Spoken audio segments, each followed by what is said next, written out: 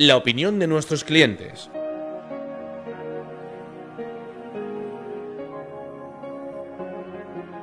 Pues alrededor de 2 años o 2 años y medio. Pues 1 año aproximadamente. Desde febrero del 2010.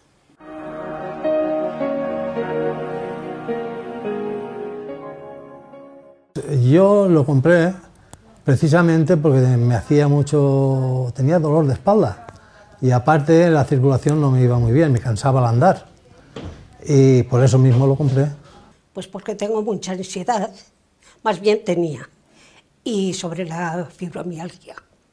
Porque tomaba un montón de pastillas, estaba en la clínica del dolor, no me daban el alta y al partir de ahí el médico me dijo que me tenía que dar alta porque no sentía nada.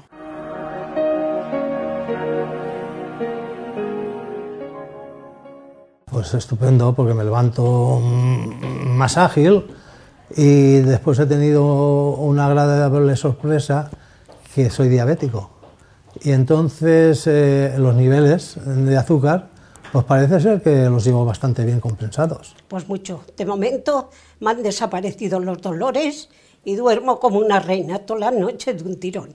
De 8 pastillas que me tomaba todos los días, he dejado de tomarlas.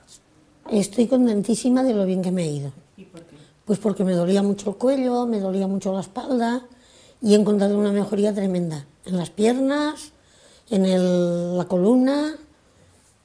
Me encuentro muy relajada, lo acuso mucho la diferencia del anterior.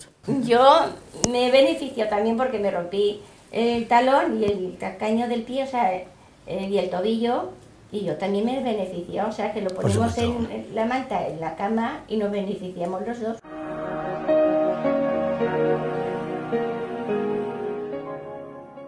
De hecho, yo tengo 2 amigos, vamos, 2 matrimonios amigos, que están esperando pues también comprar la máquina.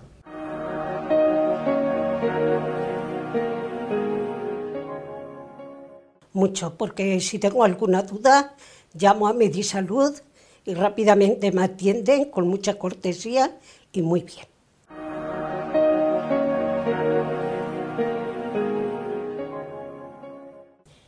Yo tengo 3 años este colchón y estoy muy contenta por el resultado que me da. Me calma los dolores que tenía de espalda, me alivia las piernas, el cuerpo en general, me encuentro muy descansada cuando me despierto, lo noto muchísimo.